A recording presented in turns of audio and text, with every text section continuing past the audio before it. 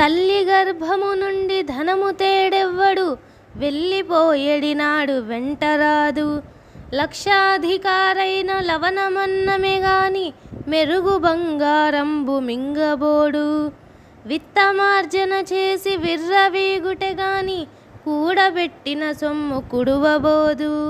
పొందుగా మరుగైన భూమి లోపల పెట్టి, దాన ధర్మము లేక దాచి దాచి, తుదకు దొంగలకిత్తురో దొరల కవునో, తేనె జుంటీగలియవా తెరువరులకు. భూషణ వికాస శ్రీ ధర్మపుర నివాస, దుష్ట సంహార నరసింహ దురిత దూరా.